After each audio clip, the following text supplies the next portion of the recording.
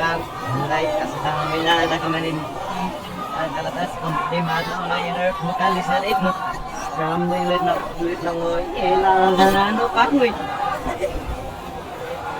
ayaw mo atang ayaw mo atang Ayaw natin ang kaguluhan.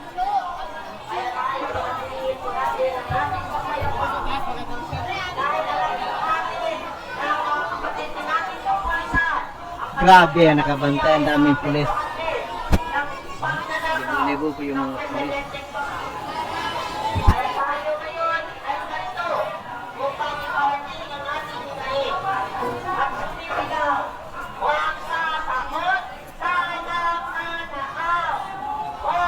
Kadalasan ito mga Duterte.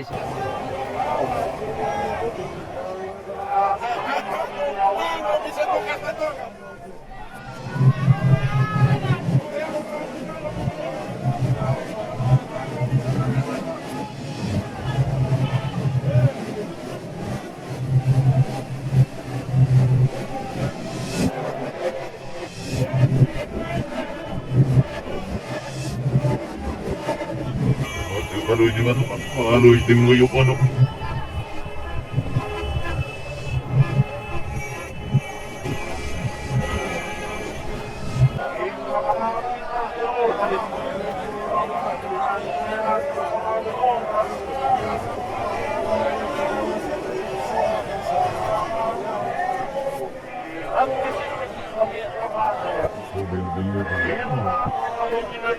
Buat merubah hasil kami madema.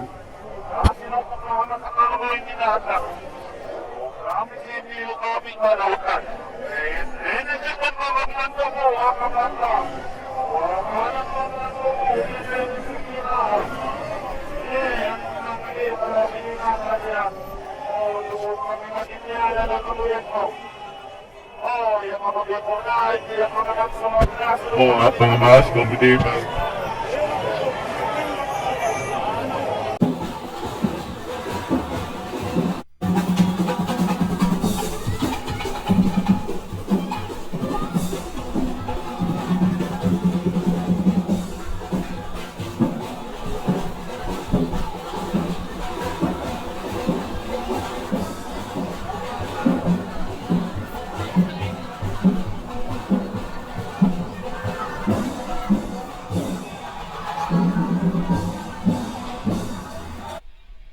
If anyone in your home has trouble sleeping,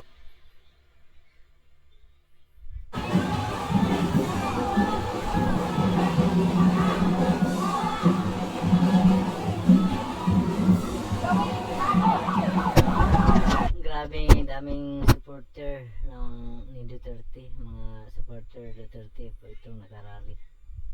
Ang dami po sila.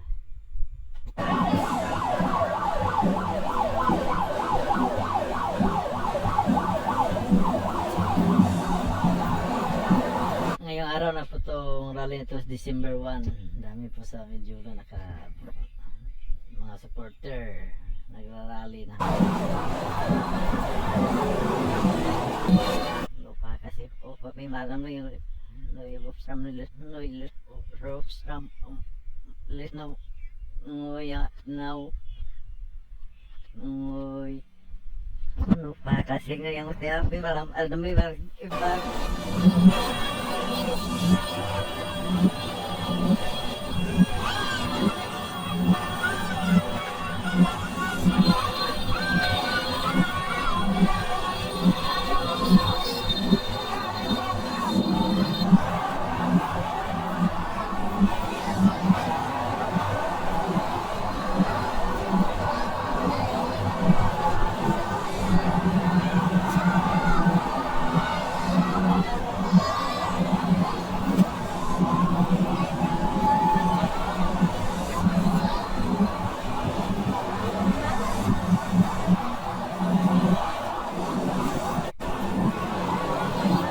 magsalita na si Retired Colonel Ariel Kerubin.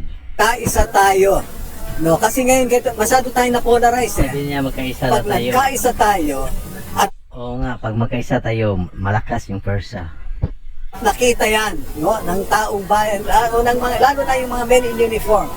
Kasi ngayon sabi nila, is it worth taking the risk? So ngayon, di ba, parang bang sabi ng mga bata, sir, ibang sitwasyon namin ngayon, iba na sa inyo. Sa inyo noon talaga, you can take the risk. Pag magkaisa talaga, talo talaga yung giant. Basta lahat tayo magkaisa. Kasi wala naman talagang, wala naman masyadong benepisyo. But now, ang laki ng benepisyo nila na mawawala if they'll take the risk. Is it worth taking the risk?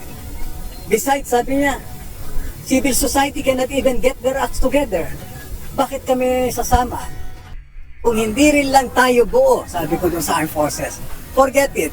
Because the animosity that was created, Kailangan talaga buo tayo. Sabay-sabay kung gusto niyo makamit ang hustisya. Kung gusto natin malakas ang forsya. Kailangan tayo magkaisa. from soldiers fighting each other took many years to heal. So sa akin ngayon, ayaw na natin ng extra constitutional na means para mapalitan yung isang di ba? Ang pakiusap ko lang sa gobyerno natin ngayon, panagutin lahat ng nagnakaw at bilisan lang nila.